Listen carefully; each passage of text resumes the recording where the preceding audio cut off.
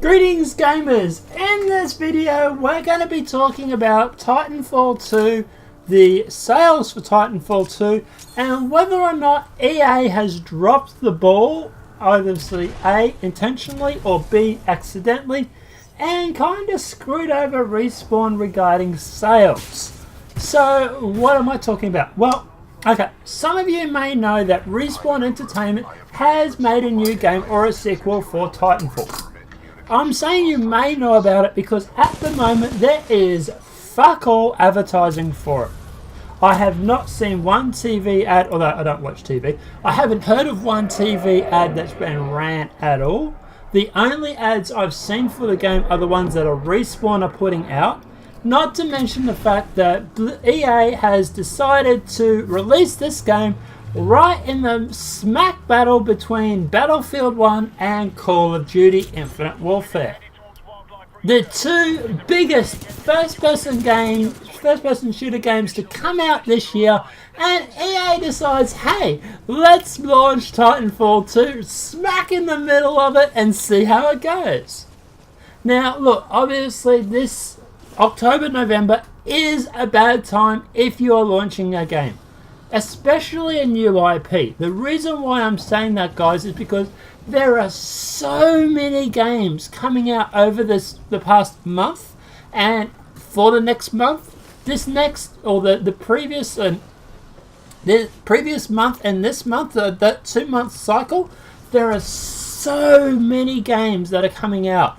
Just to list them, we've had Battlefield 1, Call of Duty, we've had Titanfall 2, we've got Dishonored 2, you've got the new Pokemon game coming out soon. There is so many games. You've got Watch Dogs. There's so many games that are coming out. My pre-order list is huge. And even me, working as much as I do, plus doing YouTube, I am still having to cherry pick what games I want to play because it's just costing me a fortune. Not to mention the fact we've got the Xbox Scorpio coming out next year, which is fine. PlayStation Pro coming out literally in about 6 days. 5 days actually, sorry, my bad. 5 days PlayStation Pro's coming out.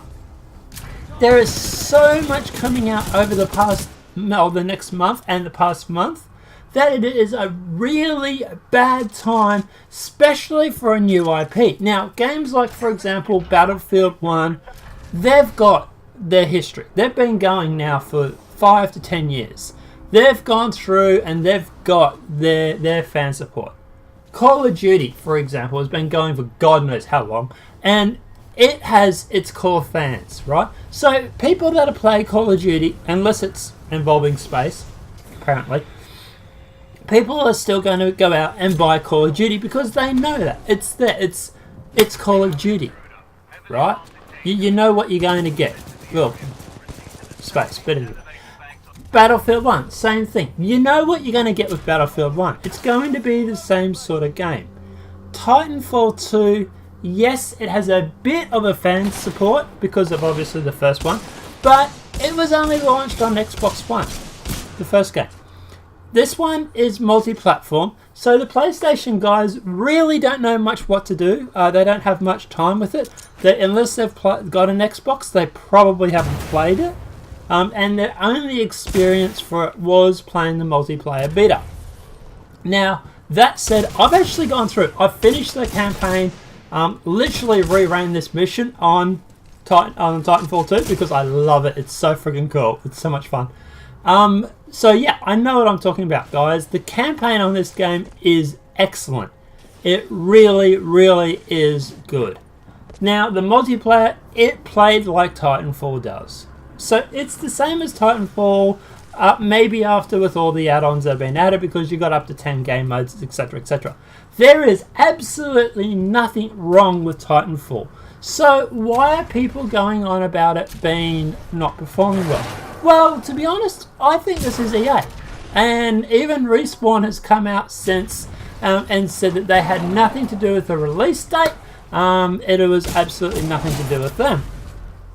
To be honest, I think this was EA Games. EA Games saying, well look, we've got Battlefield 1 coming out then, we'll put this out before Call of Duty, and hopefully maybe get some of those sales, because this is very similar to that of Call of Duty. It's more like Call of Duty except than, for example, than Battlefield 1. So that was my theory, is the fact that they've gone through and they've tried to put this out, and sort of hoping that maybe they can get in before COD. Especially considering all the hoopla that's gone on regarding the space battles and everything like that. Maybe they're hoping to sort of steal some of their fan support. But still, why couldn't they launch this game earlier or later? Why couldn't this game come out in January? Or why couldn't they put Battlefield 1 out later or earlier? Or there just doesn't seem to be a reasonable explanation as to why they launched this game this time. Why did it have to be smack in the middle of Battlefield and COD? And not only that, but why has there been such little information regarding the launch?